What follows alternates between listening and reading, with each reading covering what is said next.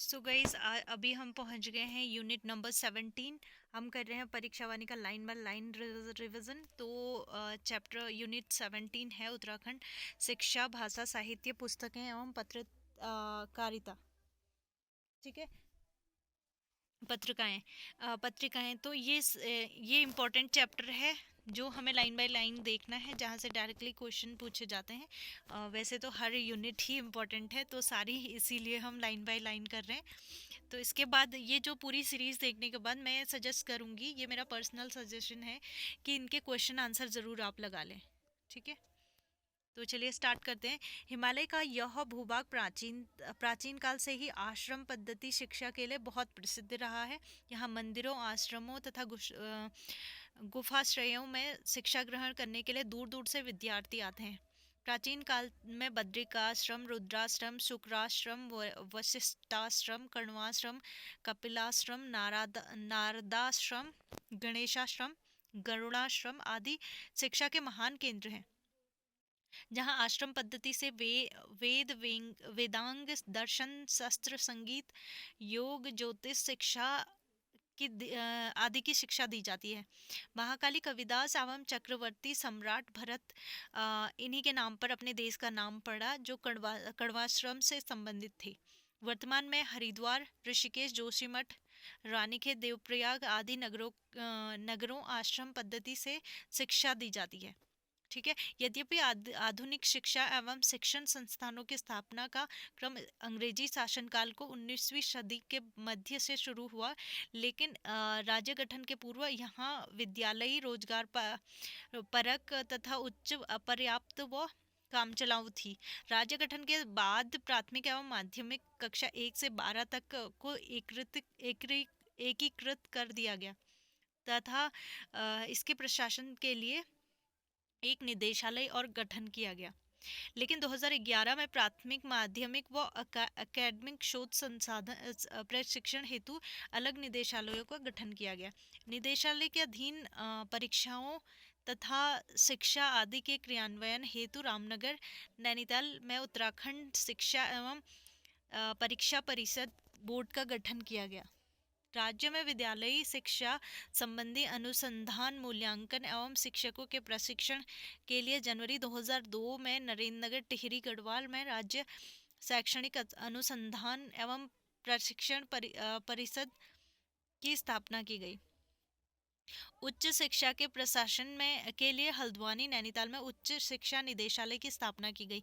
तो directly question पूछा गया है कि उच्च शिक्षा निदेशालय कहाँ है, तो हल्द्वानी, नैनीताल में है। आपको लोकेशन याद रखनी है। प्राविधिक प्राविधिक शिक्षा के लिए श्रीनगर, पौड़ी, गढ़वाल में प्राविधिक शिक्षा निदेशालय की और इस निदेशालय के अनुसार अधीन रुड़की में उत्तराखंड प्राविधिक शिक्षा एवं परिषद की स्थापना की गई।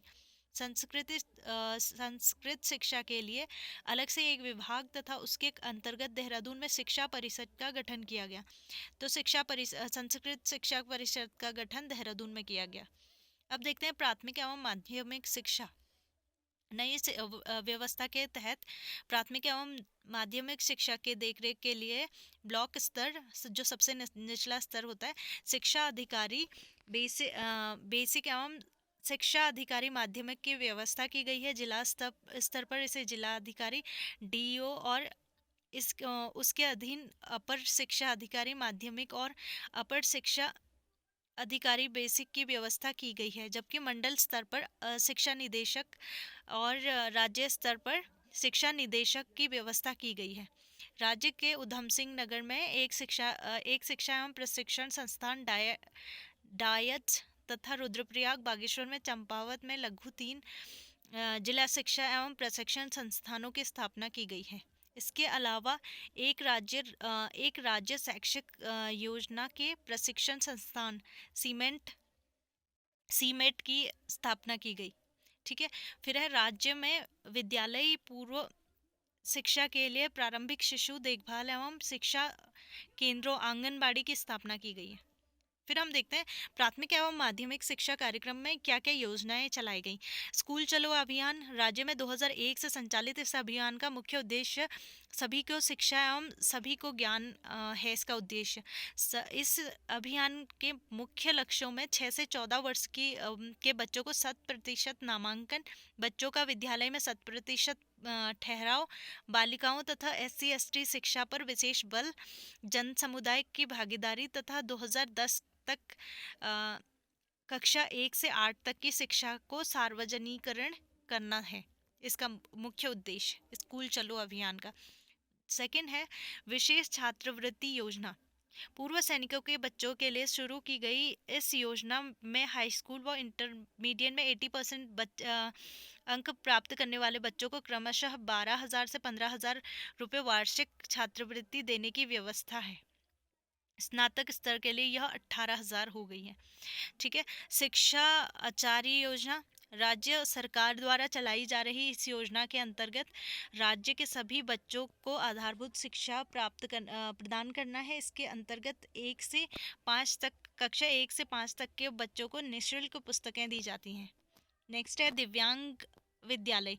दिव्यांग को आत्मनिर्भर बनाते हुए समाज के मुख्य धारा से जोड़ने के लिए 13 दिव्यांग विद्यालयों की स्थापना की गई है, जहां उन्हें व्यावसायिक प्रशिक्षण दिया जाता है।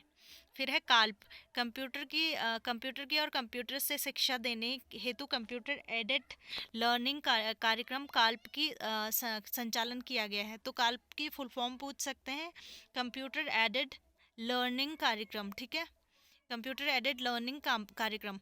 ई क्लासेस योजना, इसके तहत 9 से 12 वर्ष तक के विद्यार्थियों को विज्ञान एवं गणित की पढ़ाई मल्टीमीडिया CD द्वारा की जाने की व्यवस्था की गई है। कंप्यूटर शिक्षा राज्य के समस्त उच्च विद्यालयों, हाई स्कूलों तथा माध्यमिक विद्यालयों में अनिवार्य कंप्यूटर शिक्षा उपलब्ध कराने के उद्देश्य से यह परियोजना चलाई जा रही है। छात्रों की संख्या के आधार पर प्रतिवर्ष विद्यालय में 3 से 8 तक कंप्यूटर सेट उपलब्ध कराए जाते हैं। प्रोजेक्ट शिक्षा क्या है?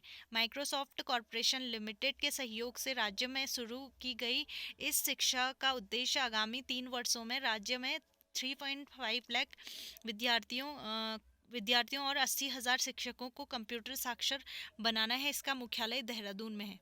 राष्ट्रीय माध्यमिक शिक्षा अभियान केंद्र के सहयोग से प्रदेश में 750 विद्यालयों में संचालित इस अभियान के उन्नति कार्यक्रम के तहत 9 से 10 में अध्ययनरत छात्रों को अंग्रेजी शिक्षा में दक्ष करने और उनके आत्मविश्वास की वृद्धि करने के लिए व्यक्तित्व विकास हेतु कदम उठाए गए हैं। आरोही परियोजना, इस परियोजना में अध्यापकों तथा विद्यार्थियों को कंप्यूटर के प्रशिक्षण देने के लिए 2002 में ये शुरू की गई। इस योजना के तहत 1650 विद्यालयों में 6 डायटों में कंप्यूटर लैब स्थापित किए गए हैं। इस कार्यक्रम में माइक्रोसॉफ्ट और इंटेल के सहयोग से किया जा रहा है। फिर आता है राजीव गांधी नवोदय विद्यालय। राज्य के ग्रामीण क्षेत्रों के प्रतिभाशाली बच्चों के लिए 6 से 12 को उत्कृष्ट आवासीय शिक्षा निःशुल्क उपलब्ध कराने के लिए जिले के प्रत्येक जिले में एक राजीव गांधी नवोदय विद्यालय की स्थापना की गई है। इसमें 75% स्थान ग्रामीण क्षेत्र के विद्यार्थियों के लिए तथा 50% स्थान बालिकाओं के लिए आरक्षित है। फिर आता है राजीव गांधी अभिनव आवासीय विद्यालय। प्रदेश के दुर्गम एवं दूरस्थ क्षेत्रों के प्रतिभावान बालक बालिकाओं को बेहतर शिक्षा उपलब्ध कराने हेतु कस्तूरबा गांधी बालिका विद्यालय के तर्ज पर राज्य के 4 जिलों में नैनीताल, पिथौरागढ़, अल्मोड़ा, चमोली आदि 4 जिलों में एक राजीव गांधी अभिनव आवासीय विद्यालय की स्थापना की जा रही है। श्यामा प्रसाद मुखर्जी अभिनव विद्यालय राजीव गांधी नवोदय विद्यालयों के तहत यह विद्यालय पूर्णतः राज्य सरकार के वित्त पोषित पर तथा उन्हें निःशुल्क आवासीय है। वर्तमान में 5 ऐसे विद्यालय हैं श्यामा प्रसाद मुखर्जी अभिनव विद्यालय के अंतर्गत। शिक्षा बंधु योजना ग्रामीण क्षेत्रों के स्कूलों में शिक्षकों की कमी को दूर करने के लिए शिक्षित रोजगार देने के उद्देश्य से ग्रामीण शिक्षा समिति के द्वारा प्राथमिक स्कूलों में मानदेय 13,000 रुपये तथा शिक्षा मित्र शिक्षा बंधु नियुक्त करने हेतु संबंधी योजना चलाई जा रही है। फिर मिड डे मील योजना, प्राथमिक शिक्षा में 100% नामांकन, ठहराव व लिंग भेद की समाप्ति के लिए मिड डे मील योजना संचालित की जा रही है। इस योजना के अंतर्गत सभी सरकारी तथा सहकारी सहायता से चले स्कूल में पहली से आठवीं तक के बच्चों के लिए प्रतिदिन निःशुल्क दोपहर का भोजन दिया जाता है। ठीक है, फिर आते हैं कस्तूरबा गांधी आवास विद्यालय योजना।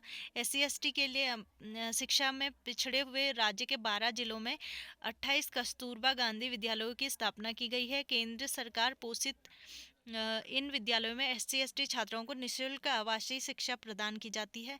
फिर आते हैं देवभूमि मुस्कान योजना, 2009 से स्टार्ट की गई है। ये क्वेश्चन आया हुआ है, देवभूमि मुस्कान योजना कब से स्टार्ट हुई है? तो 2009 से स्टार्ट की गई है। यह योजना समाज के वंचित वर्ग के छात्रों को उत्कृष्ट शिक्षा दिलाने के हेतु इस योजना के तहत निःशुल्क शिक्षा दी जाती है। खनन कार्य से जुड़े लोगों के बच्चों को भी इस योजना में सम्मिलित किया गया है। इसके अंतर्गत 41 शिक्षा केंद्र चिन्हित हैं। आदर्श स्कूल, शिक्षा की गुणवत्ता को बेहतर बनाने के लिए आकर्षक परिवेश व शैक्षणिक उपकरणों को बेहतर बनाने के लिए प्रत्येक विकास खंड में माध्यमिक स्तर पर 2-2 विद्यालयों को आदर्श विद्यालय के रूप में विकसित किया गया है। शिक्षा का अधिकार अधिनियम, केंद्रीय शिक्षा अधिकार अधिनियम 2009 के प्रावधानों के अनुसार राज्य सरकार द्वारा कई कार्यक्रम चलाए जा रहे हैं। यथा बच्चों को निःशुल्क यूनिफॉर्म, सहायता प्राप्त विद्यालयों को बच्चों के शुल्क प्राप्ति में पूर्ति व छात्रवृत्ति आदि है। अन्य कार्यक्रम जैसे मुक्त विद्यालयी शिक्षा की शुरुआत की गई है। कुछ पिछड़े विकास खंडों में मॉडल स्कूलों की स्थापना की गई है और बालिका छात्रावास संचालित किए गए हैं। विज्ञान क्लब की स्थापना, पढ़ने के कौशल में वृद्धि हेतु हरिद्वार में रूम टू रीड कार्यक्रम चलाया जा रहा है। रूम टू रीड कार्यक्रम, ठीक है। रूम टू रीड कार्यक्रम के अंतर्गत प्रत्येक विद्यालय में पठन कक्षा पुस्तकालय की व्यवस्था की गई है हर राज्य में, ठीक है, हर विद्यालय में। राज्य में स्कूल स्तर पर पढ़ाई जाने वाली पढ़ाई के साथ साथ खेल, कंप्यूटर, सैन्य शिक्षा को भी अनिवार्य रूप से लागू किया गया है। चयनित माध्यमिक विद्यालयों में विद्यालयों के जलवायु एवं मौसम की जानकारी एवं भविष्यवाणी का तंत्र विकसित करने के लिए यूप्रोप कार्यक्रम चलाया जा रहा है। राज्य के चयनित विद्यालयों के लिए भूगर्भीय हलचलों की निगरानी के लिए भूकंपीय यंत्र सिस्मोग्राफ की स्थापना की गई है। यह क्वेश्चन पूछा गया है, भूकंपीय हलचलों के लिए कौन सा यंत्र का उपयोग किया जाता है? तो सिस्मोग्राफ यूज किया जाता है, ठीक है। राज्यों के छात्रों के लिए राष्ट्रीय एवं अंतर्राष्ट्रीय स्तर पर स्पर्धात्मक प्रतियोगिताओं हेतु 9 से CBSE पाठ्यक्रम प्रारंभ किया गया है। विद्यार्थियों को सुरक्षा के लिए निःशुल्क विद्यार्थी सुरक्षा बीमा योजना भी चलाई जा रही है। राज्य के समस्त राजकीय एवं परिषदीय विद्यालयों के लिए कक्षा 1 से 8 तक के छात्रों को निःशुल्क पाठ्य पुस्तकों का वितरण की भी व्यवस्था है। अब हम देखते हैं कुछ उच्च शिक्षा संस्थान। राज्य गठन से पूर्व तकनीकी तथा सामान्य उच्च शिक्षा के लिए यहाँ के श्रेणियों में कुल 6 विश्वविद्यालय, रुड़की विश्वविद्यालय, कुमाऊं विश्वविद्यालय, गढ़वाल विश्वविद्यालय, पन्नागर विश्वविद्यालय, गुरुकुल, कांगड़ी डीम्ड विश्वविद्यालय तथा FRI डीम्ड विश्वविद्यालय। इनके संबंध में 100 से अधिक स्नातक व स्नातकोत्तर महाविद्यालयों तथा अन्य संस्थान थे। राज्य के ज़्यादातर स्नातक तथा स्नातकोत्तर महाविद्यालय कुमाऊं व गढ़वाल से संबंधित थे। इस समय राज्य में कुल मिलाकर 2 दर्जन से अधिक उच्च शिक्षा संस्थान हैं। राज्य के प्रमुख उच्च शिक्षा संस्थान हैं जैसे भारतीय प्रौद्योगिकी संस्थान रुड़की। तो ये आपसे पूछ सकते हैं कि इनकी स्थापना कब हुई और कौन से स्थान पर है। तो राज्य के भारतीय प्रौद्योगिकी संस्थान रुड़की में है। इसकी स्थापना 1847 में हुई। 1854 से पहले इसका नाम Thomson college of civil engineering था। फिर इसका थॉमसन कॉलेज ऑफ इंजीनियरिंग कर दिया गया। फिर 1949 में इसे विश्वविद्यालय का दर्जा दिया गया। इसका नाम फिर बाद में रुड़की विश्वविद्यालय हो गया इसका नाम। इस प्रकार स्वतंत्र भारत का यह पहला तकनीकी विश्वविद्यालय हो गया। तो स्वतंत्र भारत का पहला विश्वविद्यालय कौन सा बना? भारतीय प्रौद्योगिकी संस्थान रुड़की, ठीक है, ये याद रखना है आपने। 1847 में इसकी स्थापना हुई, ठीक है, फिर नाम चेंज होते रहे, ठीक है। रुड़की के अलावा इसके अन्य परिसर भी हैं, जैसे सहारनपुर में भी है। यह भारत का पहला ऐसा संस्थान है जहां भूकंप इंजीनियरिंग का अलग से विभाग है, जिसे 1960 में किया गया, 1995 में शुरू किया गया, तथा जल संस्थान विकास प्रशिक्षण केंद्र भी भारत में अकेला केंद्र है। अकेला केंद्र है जो मॉडर्न सेक्टेबल फैसिलिटी के साथ भी सिर्फ यही है। इस कॉलेज को 21 सितंबर 2001 को भारतीय प्रौद्योगिकी संस्थान यानी कि आईआईटी का दर्जा प्राप्त करते हुए, तो याद रखना 21 सितंबर 2001 को इसे भारतीय प्रौद्योगिकी मतलब आईआईटी का दर्जा 2001 में मिला, ठीक है। करते हुए इसे देश का 7वां भारतीय प्रौद्योगिकी संस्थान बनाया गया। तो आईआईटी का दर्जा इसे 2001 में मिला, ठीक है। फिर देखते हैं हम जीबी पंत एवं कृषि एवं प्रौद्योगिकी विश्वविद्यालय। देश के प्रथम कृषि विश्वविद्यालय की स्थापना 17 नवंबर 1960 में पन्नगर में हुई। ये ईयर बार बार पूछा जाता है कि पन्नगर की स्थापना कौन से ईयर में हुई? 17 नवंबर 1960। ये क्वेश्चन रिपीटेड है तो आपको याद रखना है ईयर इसका, ठीक है। उधम सिंह नगर जिले में अवस्थित है। इसका पूरा नाम गोविंद बल्लभ पंत कृषि एवं प्रौद्योगिकी विश्वविद्यालय पन्नगर है, ठीक है। इसके कुलपति doctor Kenneth Anthony Parker Stevenson है, ठीक है। इस विश्वविद्यालय ने देश में हरित क्रांति लाने के साथ साथ शोध संस्थानों के क्षेत्र में भी उल्लेखनीय कार्य किया है, ठीक है। इसके अंतर्गत 18 बाह्य परिषद हैं इसके अंतर्गत, ठीक है, 18। फिर आता है वीरचंद सिंह गढ़वाली औद्योगिक एवं वानिकी विश्वविद्यालय। इसकी स्थापना 2011 में हुई, ठीक है, भरसाण पौड़ी में। तो ऐसे पूछ सकते हैं कि वीरचंद सिंह गढ़वाली औद्योगिक एवं वानिकी विश्वविद्यालय कहाँ है? तो पौड़ी में है। नेक्स्ट है गुरुकुल कांगड़ी विश्वविद्यालय हरिद्वार। यह हरिद्वार में है। यह देश का अकेला ऐसा विश्वविद्यालय है जो प्राचीन भारतीय विद्याओं के साथ साथ आधुनिक विज्ञान के विषय, प्रबंधन, प्रौद्योगिकी एवं कंप्यूटर में उच्चतर शिक्षा प्रदान करा रहा है, ठीक है। गुरुकुल कांगड़ी विश्वविद्यालय। इस विश्वविद्यालय की स्थापना दयानंद सरस्वती ने के परम शिष्य स्वामी श्रद्धानंद ने की थी 1900 में, ठीक है। फिर आते हैं हेमवती नंदन बहुगुणा गढ़वाल कॉलेज विश्वविद्यालय। इसकी स्थापना 1973 में हुई थी। ये गढ़वाल व कुमाऊं दोनों विश्वविद्यालय की स्थापना की डेट 1973 है और ये बहुत बार पूछे गए क्वेश्चन है। नेक्स्ट है देव सुमन विश्वविद्यालय। इसकी स्थापना 2010 में हेमवती नंदन बहुगुणा कॉलेज केंद्रीय विश्वविद्यालय के टिहरी परिषद में अलग कर राज्य विश्वविद्यालय बनाते हुए इसका नाम दीनदयाल उपाध्याय उत्तराखंड विश्वविद्यालय रखा गया। फिर आता है कुमाऊं परिषद नैनीताल। इसकी भी 1973 में इसकी स्थापना हुई। इसके अंतर्गत 3 परिषद नैनीताल, अल्मोड़ा, भीमताल में स्थित है ये, ठीक है। फिर आता है देव संस्कृति विश्वविद्यालय। उत्तरांचल विधानसभा में संपत्ति से 22 मार्च 2002 को हरिद्वार में देव संस्कृति विश्वविद्यालय की स्थापना की गई। फिर आता है हिमगिरी नव विद्यालय। मल्टीमीडिया व अन्य सूचना प्रौद्योगिकी उपकरणों द्वारा राज्य में उच्च शिक्षा के प्रसार हेतु दूरस्थ इलाकों में प्रोत्साहन के लिए हिमगिरी नव विश्वविद्यालय की स्थापना अहमदाबाद के तालीम रिसर्च फाउंडेशन द्वारा की गई है। फिर आता है पतंजलि विश्वविद्यालय।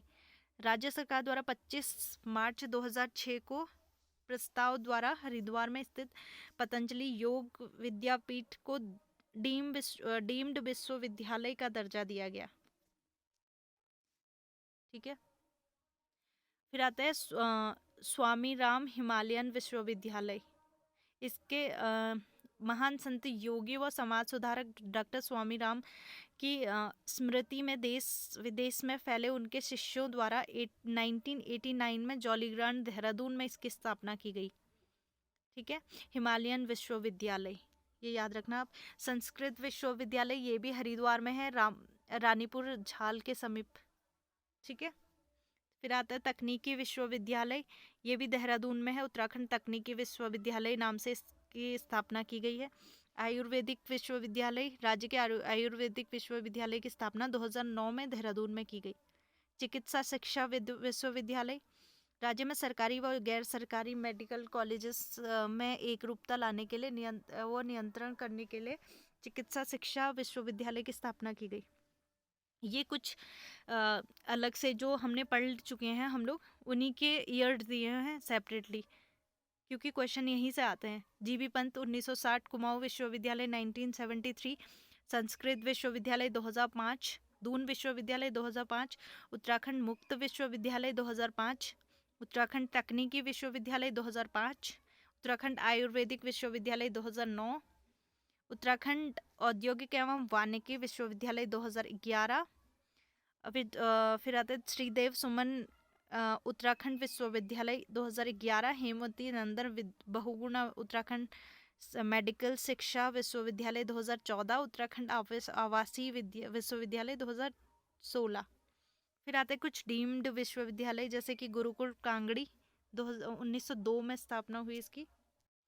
फिर फॉरेस्ट रिसर्च इंस्टीट्यूट 1906, ये ईयर बहुत बार पूछा गया हुआ भी है। और 1991 ग्राफिक एरा डीम्ड विश्वविद्यालय, ये 1993 में इसकी स्थापना हुई और इसको डीम्ड का दर्जा 2008 में, मतलब अभी डीम्ड टू बी है ये।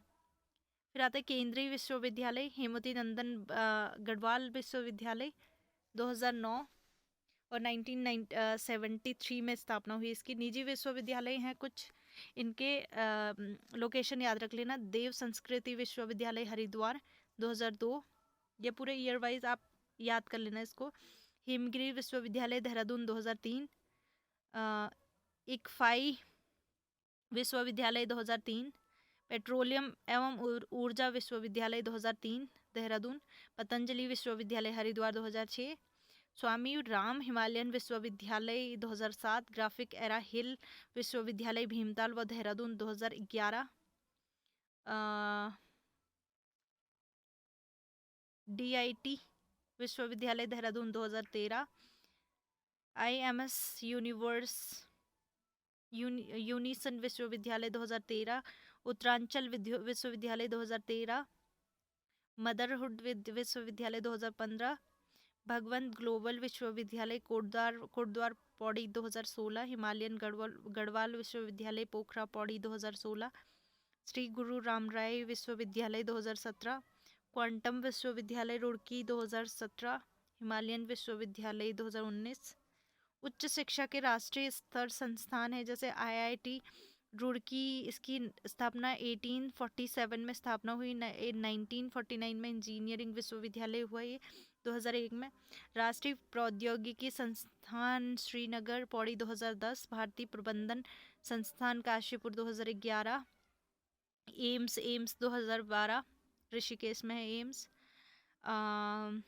और इंदिरा गांधी राष्ट्रीय forest academy Dehradun 1987, Indian military academy Dehradun 1932। तो क्वेश्चन यहीं से आते हैं डायरेक्ट ईयर वाले, हम लोग ये स्किप कर देते हैं, बट क्वेश्चन डायरेक्टली यहीं से पूछे जाते हैं जो ईयर वाले, इसीलिए सेपरेट बॉक्स दिया हुआ है। परीक्षा वाणी में जो चीज़ें इंपॉर्टेंट है वो अलग से बॉक्स में भी दी हुई हैं। वैसे तो इम्पॉर्टेंट हर चीज़ है, लेकिन हाईलाइटेड चीज़ें हैं बॉक्स वाली, वो करनी ही करनी है। कुछ प्रमुख प्रतिष्ठित स्कूल कॉलेज हैं जैसे गुरु रामराय एजुकेशन मिशन देहरादून, ये 1950 में श्री महंत इंदिरेश चरण दास ने की थी इसकी स्थापना। कौन से कॉलेज कहाँ पे हैं ये भी याद रखना आपने। DAB कॉलेज, ये भी देहरादून में है।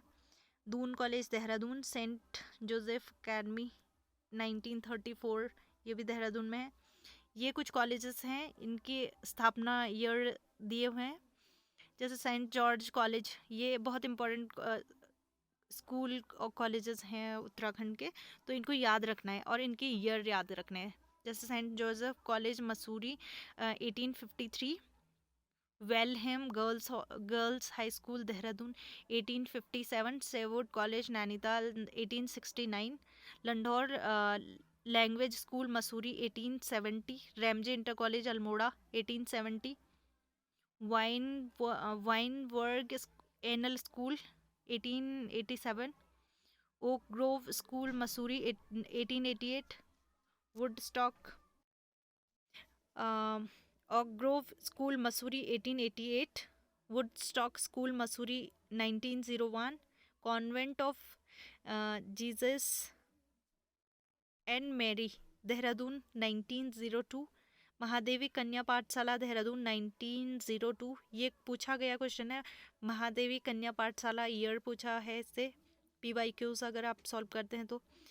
Colonel Brown Cambridge school Dehradun 1926, Saint Joseph academy Dehradun 1934, Doon college 1935, Welham boys school Dehradun 1937, Birla विद्या मंदिर नैनीताल 1947, वाटरलैंड स्कूल देहरादून 1958।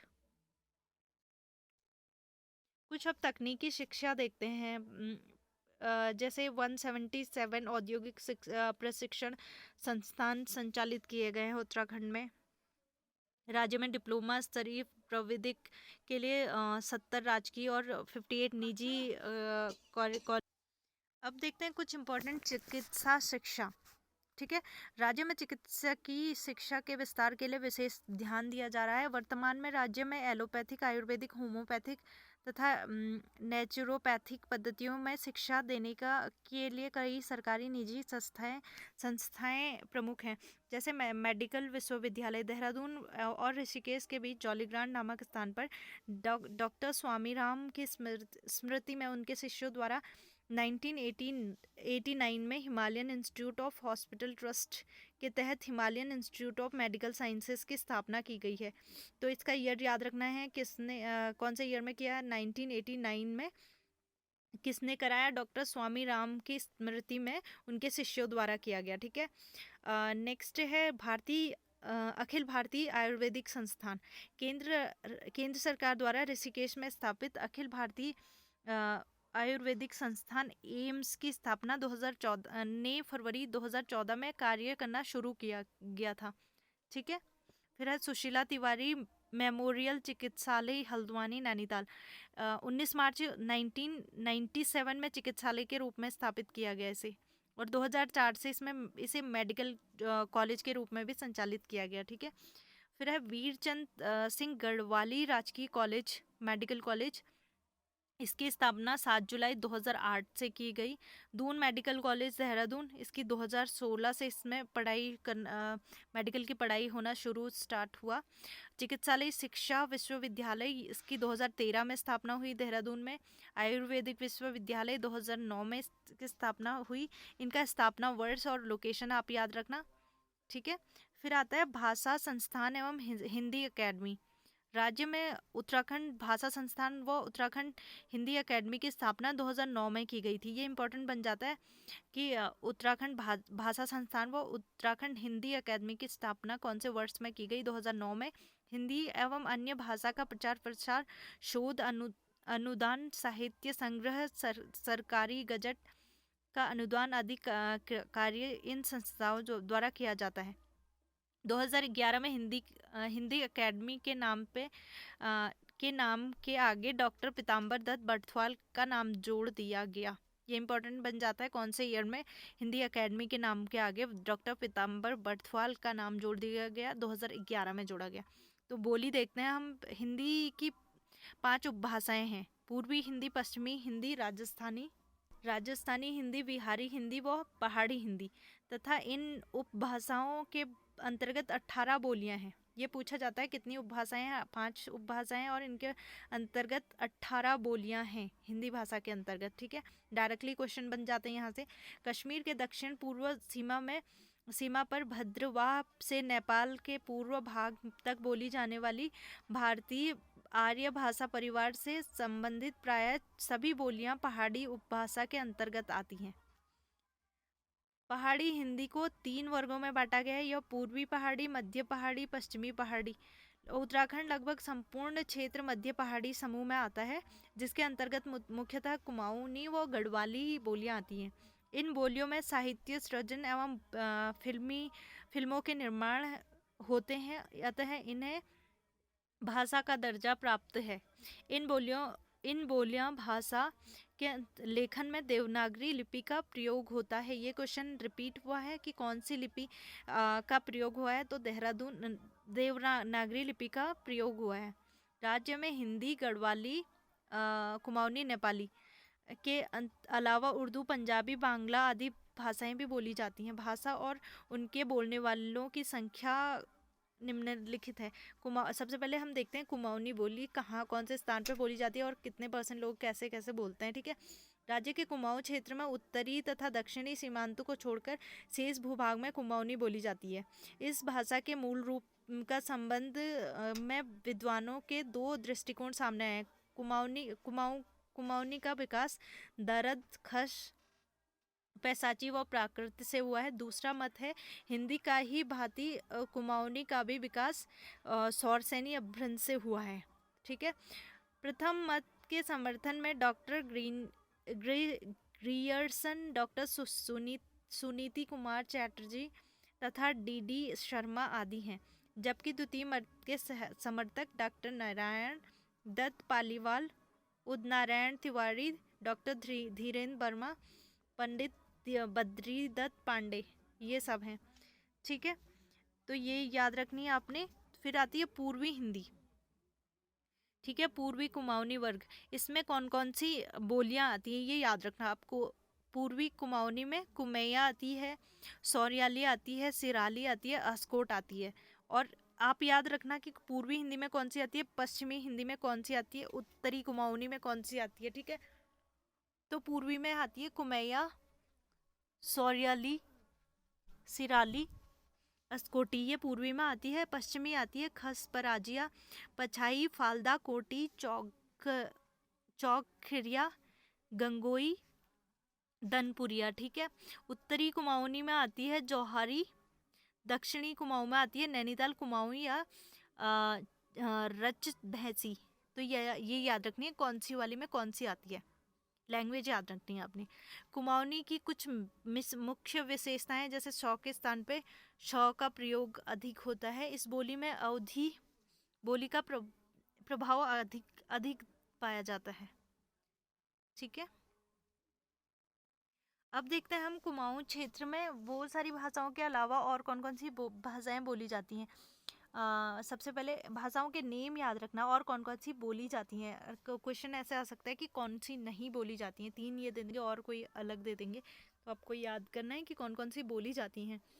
तो यह है मजकुमैया, गोरख्याली बोली, भावरी बोली, शौका, राजी, बोगसाड़ी, पंजाबी, बांग्ला, ये सारी बोलियां बोली जाती हैं कुमाऊं क्षेत्र में। ठीक है, अब देखते हैं कुमाऊं क्षेत्र के कुछ लोक साहित्य हैं। लोक साहित्य, वैसे ये साहित्य वाले चैप्टर में हमने अच्छे से पढ़े हैं, फिर भी कुछ लोक साहित्य इम्पोर्टेंट है।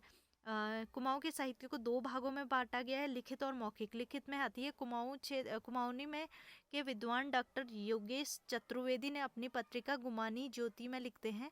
तो क्वेश्चन ऐसे भी बन सकता है गुमानी ज्योति किसकी पत्रिका है, तो ये योगेश चतुर्वेदी की पत्रिका है गुमानी ज्योति। उसमें ये लिखते हैं लोहघाट के एक व्यापारी के पास से चंपावत के चंद्र राजा थोर अभय चंद का 989 ईस्वी का कुमाऊनी भाषा में लिखित ताम्रपत्र मिला है, जिसमें स्पष्ट है कि 10वीं सदी में कुमाऊनी भाषा के रूप में प्रतिष्ठित थी। ठीक है, सन 1871 में प्रकाशित अल्मोड़ा अखबार कौन से ईयर में निकला, ये डायरेक्ट क्वेश्चन पूछा हुआ है। तो 1871 में अल्मोड़ा अखबार निकला तथा 1918 में शक्ति साप्ताहिक प्रकाशन शुरू हुआ था। ठीक है, 1918 में। मौखिक लोक साहित्य क्या है, वो तो लिखित था। मौखिक क्या है? कुमाऊनी बहुत मौखिक कुमाऊनी लोक साहित्य में लोकगीतों, लोक कथा लोक कथाओं, लोक गाथाओं आदि का समाकलन किया गया है। कुमाऊं क्षेत्र के लोकगीतों की एक समृद्ध परंपरा रही है। परंपरा रही है। प्रसंगानुसार यह गीतों में कृषि गीत, ऋतु गीत, संस्कारी गीत, अनुभूति गीत प्रधान, नृत्य गीत, तर्क प्रधान गीत, ये सारी चीज़ें हमने साहित्य वाले चैप्टर में पढ़े हैं बहुत अच्छे से। वो वाला चैप्टर आप अच्छे से देख लेना, सारी चीज़ें वहाँ से क्वेश्चन बहुत ज़्यादा बनते हैं और डायरेक्ट बनते हैं। ठीक है, तो ये सारी चीज़ें वो वाले चैप्टर से बहुत अच्छे से देख लेना आप। फिर आती है गढ़वाली बोली। कुमाऊं भाषा की भांति गढ़वाली की भी उत्पत्ति के विषय में विद्वानों के मतभेद हैं। कुछ विद्वान मानते हैं कि इसकी उत्पत्ति दरद से हुई है, कुछ खस से मानते हैं, जिसकी स्थापना के आधार पर खस गढ़वाल के निवासी थे, जबकि अधिकांश विद्वान इसकी उत्पत्ति शॉर्टसैनी अपभ्रंश से मानते हैं। मैक्स मूलर ने अपनी पुस्तक साइंस ऑफ लैंग्वेज में गढ़वाली को प्राकृतिक भाषा का एक रूप माना है। तो क्वेश्चन ऐसे आ सकता है कि प्राकृतिक भाषा का एक रूप किसने माना और कौन सी पुस्तक में लिखा है? तो मैक्स मूलर ने अपनी भाषा साइंस ऑफ लैंग्वेज में बोला है, लिखा है। ठीक है, तो बोली की दृष्टि से गढ़वाली को डॉक्टर ग्रियर्सन ने 8 भागों में बांटा था। श्रीनगरी, नागपुरिया, दसौलिया, पधानी, राठी, माजकुमैया, सलाणी, टिहरियाली आदि में मतलब डिवाइड किया था। साहित्य की रचना के लिए विद्वानों ने टिहरी व श्रीनगर के आसपास की बोली को मानक गढ़वाली माना है।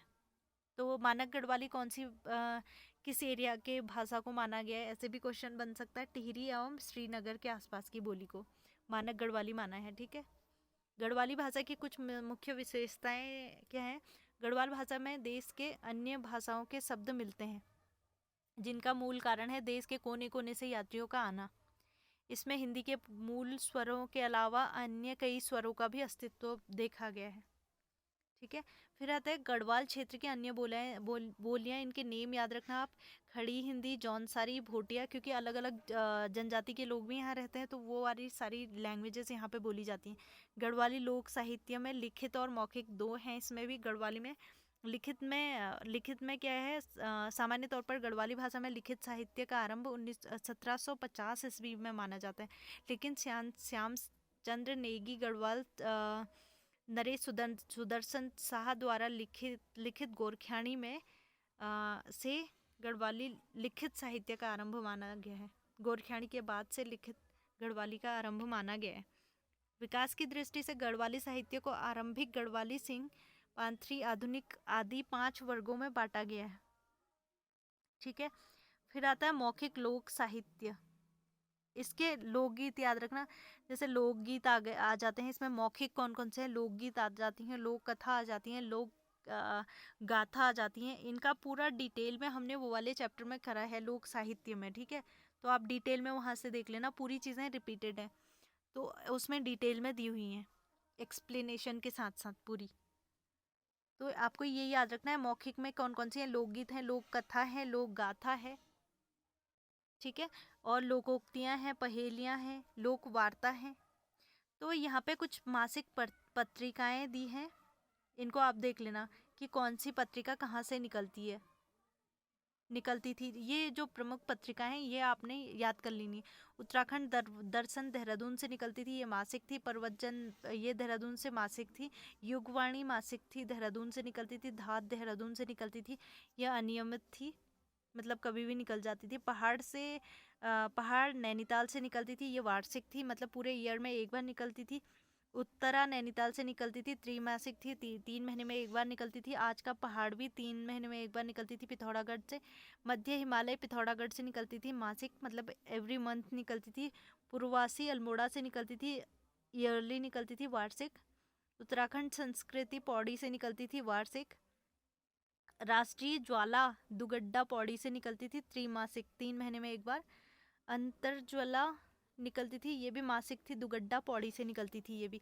ये कुछ इम्पोर्टेंट थे, तो मासिक है, साप्ताहिक है, ऐसे करके देखना है आपको। आप एक बार ओवरव्यू सबका देख लेना, जो जो इम्पोर्टेंट थी वो पीछे करा दी हैं।